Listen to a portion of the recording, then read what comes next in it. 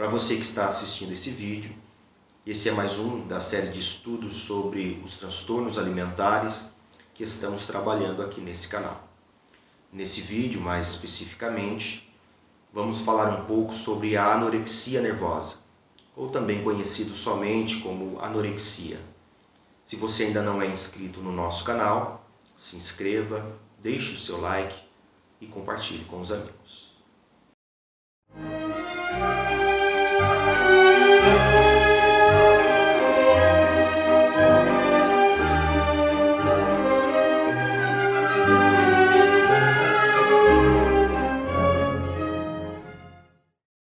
A anorexia nervosa é um transtorno alimentar de difícil tratamento e de alta morbidade. Ela se caracteriza por um padrão de comportamento alimentar gravemente perturbado, distúrbios da percepção do formato corporal e, consequentemente, um controle patológico do peso. O termo anorexia significa literalmente falta de apetite, mas a pessoa com anorexia, na verdade, sente fome e muitas dessas pessoas não perdem o apetite até estarem muito emaciadas.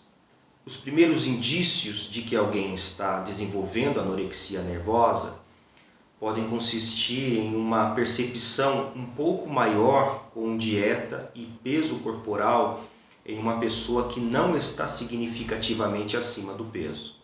A preocupação e a ansiedade em relação ao peso intensificam-se à medida que a pessoa se torna mais magra.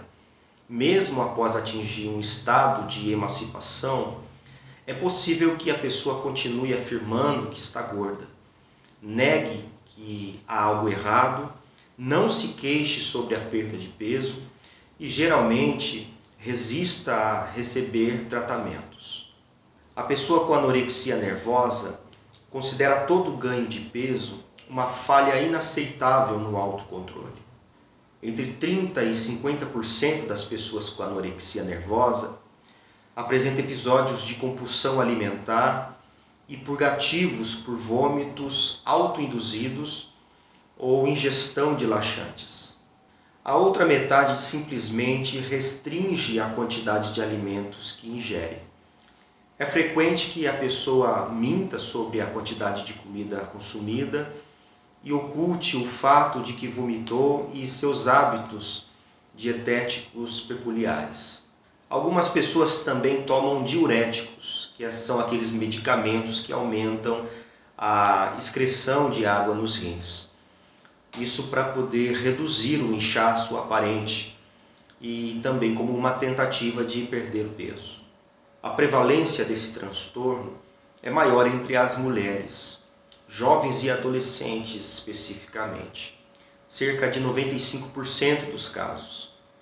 Porém, é um dado que vem aumentando também entre os homens na atualidade. A maioria das mulheres com anorexia nervosa para de ter a menstruação, às vezes antes de terem perdido muito peso. Pessoas com anorexia nervosa podem perder o interesse sexual. Normalmente, a pessoa com anorexia nervosa apresenta frequência cardíaca lenta, a pressão arterial baixa, temperatura corporal baixa e pode apresentar cabelo fino, ralo ou excesso de pelo facial e corporal. Os tecidos incham devido ao acúmulo de líquidos, que são os chamados edemas. Geralmente, a pessoa que se queixa de inchaço, desconforto abdominal e constipação. Quadros de depressão provenientes desse transtorno são comuns e ocorrem com muita frequência. Geralmente, a pessoa com anorexia nervosa produz comportamentos de reclamação que é gorda, embora seja muito magra, pensa em comida o tempo todo, pesa os alimentos consumidos, acumula, esconde ou descarta alimentos, prepara refeições rebuscadas para outras pessoas, pula refeições, finge que come ou mente sobre o quanto comeu, pratica exercícios compulsivamente, veste-se com roupas folgadas ou com várias camadas de roupas, se pesa várias vezes por dia e avalia a sua autoestima com base no seu nível de emagrecimento. Alguns estudos afirmam que existem genes que predispõem a pessoa a desenvolver a doença. Em outro contexto, pessoas que trabalham diretamente com a imagem estão mais propensas a desenvolverem um quadro de anorexia. Trata-se de atores, atrizes, modelos, apresentadores e cantores. O tratamento psicanalítico é essencial para o levantamento das causas que levaram o indivíduo a apresentar esses sintomas, que, aliás, estudos psicanalíticos sugerem uma forte ligação com aspectos sexuais, visto a nítida relação dos sintomas de inibição ou negação alimentar com a imagem corporal. A intervenção medicamentosa é de extrema importância na maioria dos casos de avanço severo da doença.